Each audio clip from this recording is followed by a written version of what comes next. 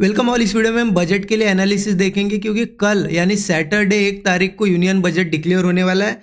तो Nifty bank Nifty में हम बजट के दिन कैसे क्या कामकाज कर सकते हैं वो चीज़ें यहाँ डिस्कस करेंगे और मैं प्रीवियस ईयर्स के कुछ 4-5 साल के आपको चार्ट भी दिखाऊंगा एनालिसिस करके कि कैसे क्या कोई फिक्स पैटर्न होते हैं क्या, मार्केट किस तरीके से वर्क करता है बजट के दिन। अगर वो हम समझ गए कि प्रीवियस डाटा देख के कि पहले मार्केट ने कैसे वर्क किया है तो हमें कल के दिन बहुत ज़्यादा हेल्प होगी कि नेक्स्ट मतलब कल के दिन हमें क्या करना है। ठीक है, लेकिन उससे पहले थोड़ा बजट के एक दिन पहले मतलब ये भी मुंह देख लेते कि आज के लिए क्या एनालिसिस किया था, क्योंकि कल बहुत क्लियर देखा था हमने कि कहीं ना कहीं मैंने आपको बताया था हम बुलिश साइड ही जाएंगे, मार्केट में रेजिस्टेंस टेस्टिंग बाकी है।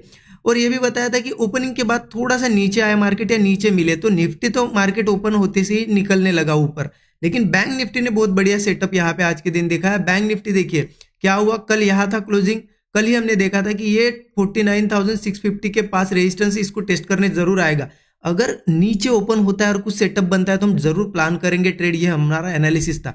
आज देखिए गैप डाउन ओपन हुआ, बढ़िया एक रिट्रेसमेंट भी दी, क्योंकि कंटिन्यूएशन में हम ट्रेड नहीं ले सकते तो रिट्रेसमेंट भी दी और एक यहाँ पे अच्छा डबल बॉटम जैसा सेटअप भी बनाया, ब्रेकआउट भी दिया और लगभग 450 पॉइंट का मूव दिया और एग्जैक्ट ये 650 के रेजिस्टेंस तक गया देखिए।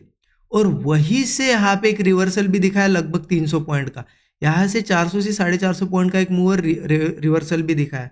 बट वही था, प्रीमियम तो बहुत ज़्यादा हाई थे, मैं तो आज थोड़ा सा दूर ही था मार्केट से, लेकिन एज पर एनालिसिस बहुत अच्छा सेटअप बना और अच्छा मोमेंटम भी देखने को मिला। जिन्होंने लिया होगा एक अच्छा खासा प्रॉफिट भी बुक किया होगा, कमेंट में ज़रूर बताइएगा। ठीक है, अब चलिए बजट के लिए देख लेते कैसे क्या हम प्लान कर सकते हैं। तो मैं सबसे पहले आपको क्या करता हूँ ना, प्रीवियस ईयर्स के मैंने कुछ चार्ट निकाल के रखे वो दिखाता हूँ तो आपको समझ में आएगा। एक चीज समझे, बजट होता क्या है ना, यूनियन बजट में खास करके न्यूज बेस्ड मूव आते हैं। कैसे आते हैं?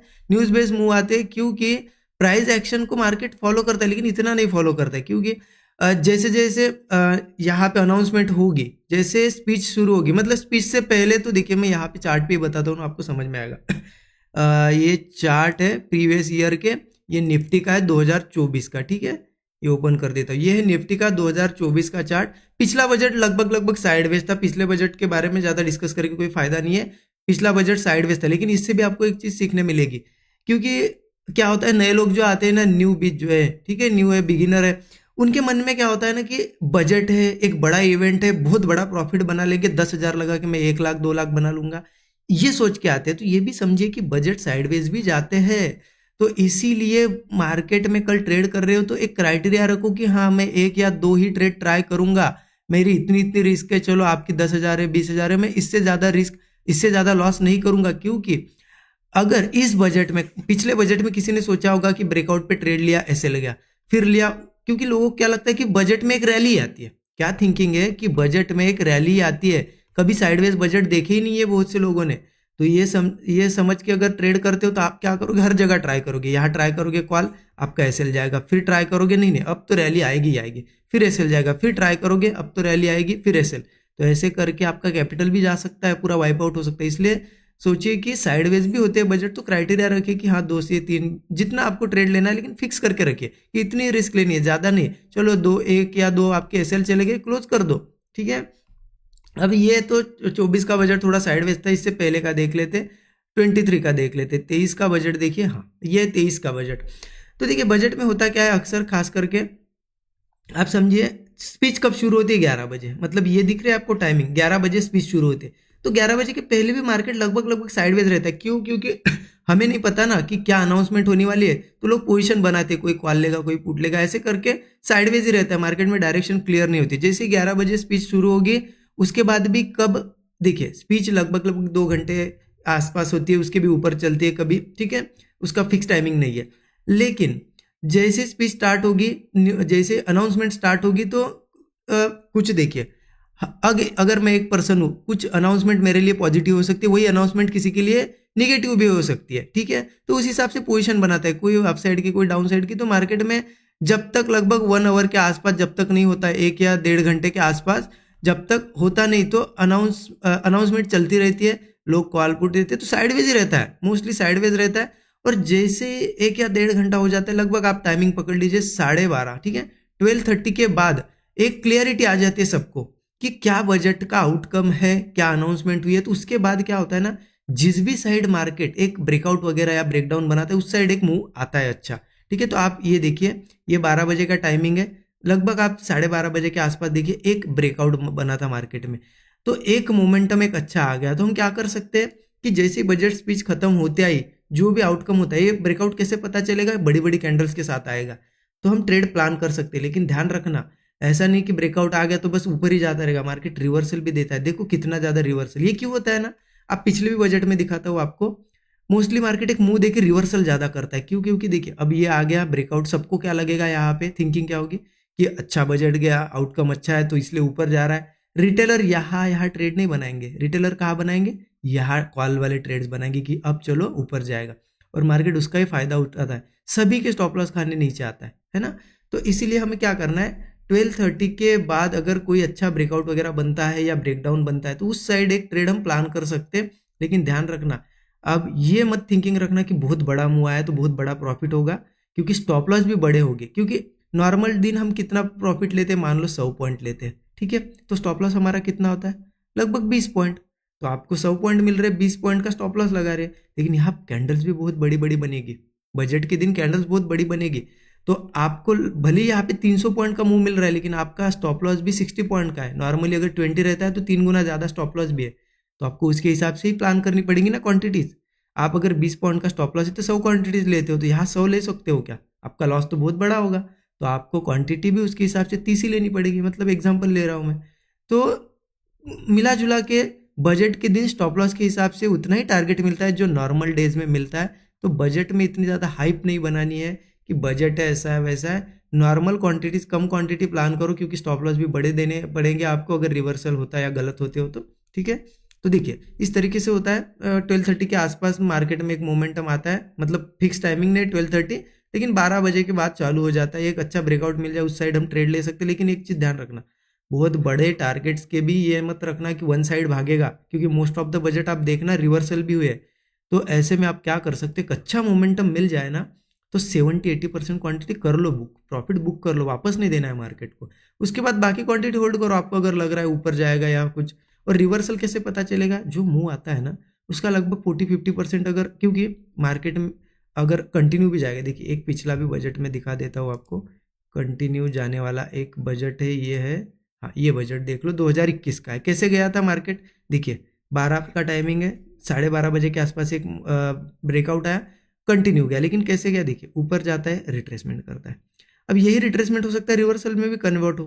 तो आपको ध्यान रखना है, पहले मुंह पे बुक कर लेना है अच्छा खासा प्रॉफिट, और फिर होल्ड करना है बाकी क्वांटिटी। अगर ऊपर जाता है तो बड़ा प्रॉफिट होगा, रिवर्सल होता है तो निकल जाना।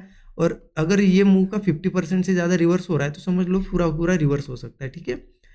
ओके, तो पहले हमने क्या देखा, 24 का बजट देखा, ये वाला 23 का देख लो, 22 का देख लो, फिर इसके बाद ठीक है। यहाँ पे भी क्या हुआ था आप देखो, लगभग ये 12 का टाइमिंग है, उसके बाद आधे घंटे बाद ही मतलब 12:30 के आसपास एक बढ़िया बड़ी कैंडल्स के साथ ब्रेकडाउन आया और एक अच्छा मूव आया और पूरा रिवर्सल हो गया। अब ये रिवर्सल कहाँ होगा ये फिक्स नहीं है, प्राइस एक्शन में हम लेवल्स तो देखेंगे, लेकिन ये रिवर्सल कहीं से भी हो सकता है। इसलिए ध्यान रखना है आपको, पहला मूव कैच करके अच्छा प्रॉफिट बने तो बना लेना है, ठीक है। इससे पहले का भी देख लेते हैं हम, इससे पहले का बजट 2021 का देख लेते हैं। देखिए 2021 में कंटिन्यूएशन हुआ था, लेकिन ब्रेकआउट लगभग लगभग आप देखिए 12:30 के आसपास ही आया था, 12:30-1 बजे के आसपास ही ब्रेकआउट आया। तो एक पैटर्न है, ये बहुत सालों से चल रहा है। तो देखना अगर इस हिसाब से अगर कुछ बनता है तो एक अच्छा हमें ट्रेड मिलेगा। इससे पहले का देख लेते हैं 20 का। यहाँ पे भी आप देखिए ब्रेकआउट कब बना, बड़ी कैंडल्स के साथ ब्रेकआउट कब बना, 12:30 के आसपास ही बना, 12 बजे की ये कैंडल है उसके बाद ही बना। देखिए इस तरीके से ब्रेकआउट बना।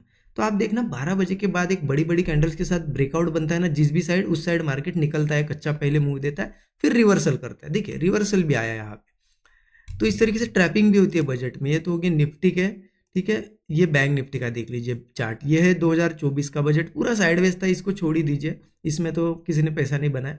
23 का देख लीजिए, देखिए 12:30 के बाद एक अच्छा मूव आया और फिर एक रिवर्सल आया, ठीक है। 2022 का भी देख लीजिए, एक नीचे का मूव आया फिर रिवर्सल आया, ठीक है।